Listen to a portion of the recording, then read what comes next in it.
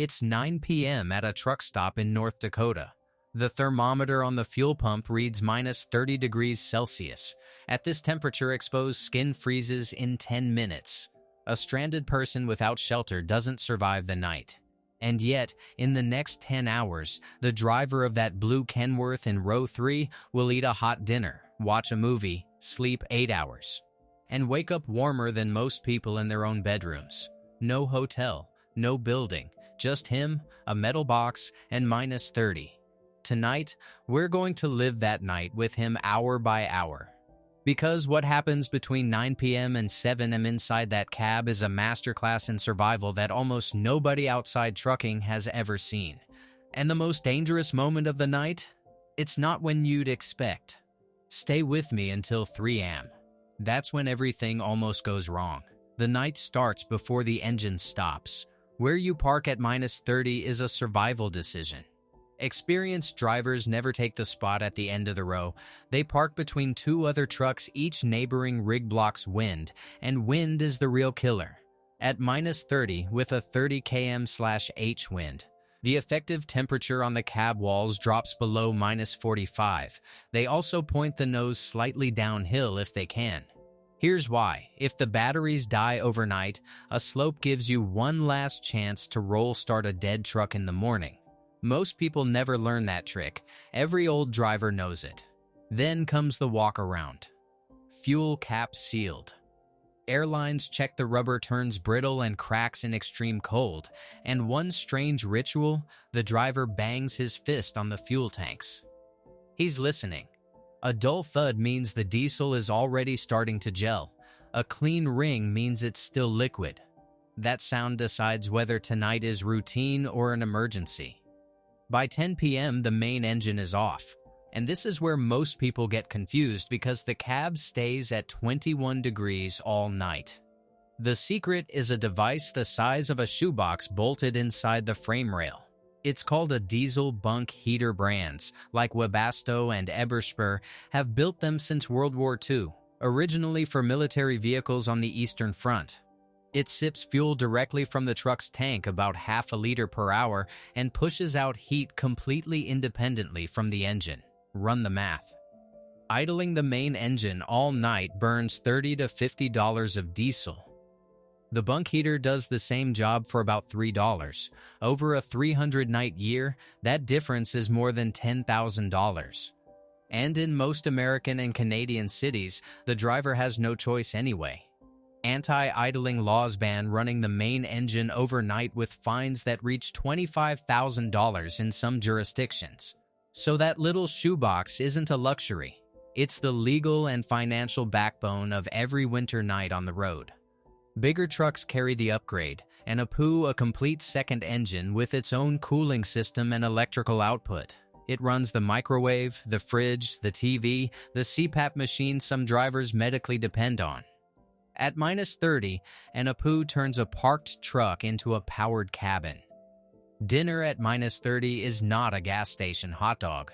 Open the sleeper cabinet and you'll find a 12-volt fridge, a 1,000-watt inverter, a microwave, sometimes a slow cooker that's been simmering chili since Ohio. Drivers who cook in the cab save serious money. Eating at truck stops costs $40 to $60 a day. Cooking brings it under $15. Over a year, that's a difference of more than $12,000. The sleeper isn't where truckers rough it. It's where they quietly outsave almost everyone they deliver to. One detail nobody thinks about: condensation. A pot of boiling water in a sealed cab puts moisture into the air, and at minus 30, that moisture freezes on the inside of the windows in minutes. So drivers crack the roof vent exactly 1 finger wide while cooking. Too much, you lose heat. Too little, you wake up inside a freezer of your own breath. There's a precision to this life that you only learn by living it. The bunk behind the seats is 80 centimeters wide and surprisingly serious. Memory foam mattress, thermal curtain sealing the sleeper from the cab. That $50 curtain cuts heat loss by up to 60%. It's the difference between the heater cycling 4 hours or 8. And then there's the thing every winter driver mentions: the silence. At minus 30, the highway empties. No traffic, No hotel hallway doors slamming, just the soft tick of the heater. Drivers describe it as the deepest sleep on Earth. But tonight, at 3 a.m., the silence is going to become the problem. You wake up. Not because of a sound, because of the absence of one. The heater has stopped. You check the panel, fault code. The fuel line to the bunk heater has gelled at -20, untreated diesel starts forming wax crystals, and at -30 it can choke a thin heater line completely, even when the main tank is still fine.